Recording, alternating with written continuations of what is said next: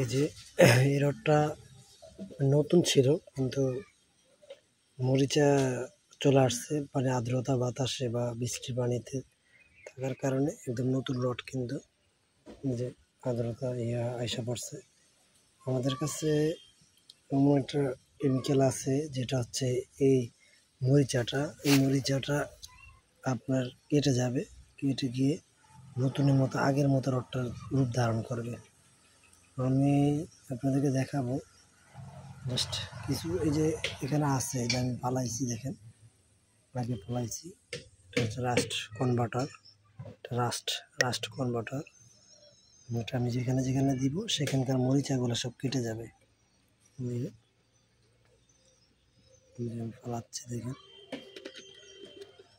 দিচ্ছি। এটা আসলে দেওয়ার নিয়ম হচ্ছে ব্রাশ দিয়ে, জাস্ট আমি দেখানোর জন্য এটা এইভাবে দিচ্ছি। কিন্তু দেওয়ার নিয়ম ব্রাশ দিয়ে। আপনাদের এইভাবে দিলে তো অনেক কস্টিং চলে আসবে, সেক্ষেত্রে ব্রাশ দিয়ে দিতে হবে। ঠিক আছে, ব্রাশ দিয়ে দিলে আর আপনাকে সঠিকভাবে দিতে পারবেন। আমি জাস্ট দেখানোর জন্য এটা আপনি ডাইরেক্ট দিচ্ছি, একদম সরাসরি আপনাদের কাছে ডাইরেক্ট।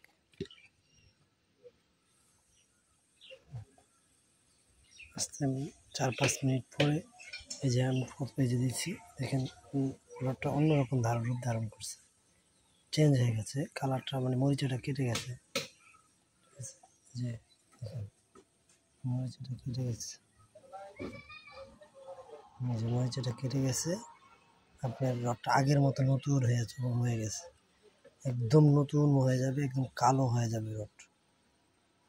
মরিচাটা মরে আপনার মরিচাটাকে কেটে এই যে কালো করে ফেলবে, কালো একদম কালো হয়ে যাবে, কালো হয়ে আগের রূপ ধারণ করবে।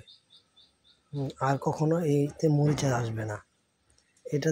এটা যদি আপনাদের বিল্ডিংয়ের ছাদ বা ইয়েতে আপনি ওইভাবে দিয়ে থাকেন, বিল্ডিংয়ের ছাদের অনেক রড বের করে রাখা যায় না, রাখে ওটাতে দিয়ে রাখে, রং দিয়ে দিলে বা আপনার তেল দিয়ে দিলে বা কোনো রং, যদি এটা দিয়ে ডাইরেক্টও দিয়ে রাখতে পারবেন, আবার রং করে দিলে আরও ভালো, মানে 100 বছরও কিছু হবে না।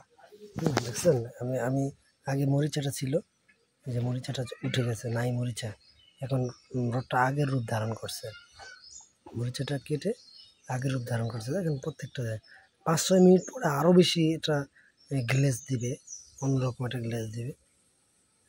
আমি ভিডিওটা অনেক বড় করে ফেলছি, জাস্ট দেখেন। এটা হচ্ছে রডের জন্য, এটা রড লোহা, যেখানে মরিচা চলে আসছে, একদম হিউজ মরিচা, একেবারে মরিচা মানে ঢেকে ফেলছে, ওইখানে এটা ব্যবহার করবেন, মরিচা রিমুভ হয়ে যাবে সাথে সাথে, নতুন রূপ ধারণ করবে, আগের ঠিক লোহাটা আগের রূপ ধারণ করবে। ঠিক আছে, ধন্যবাদ, আসসালামু আলাইকুম।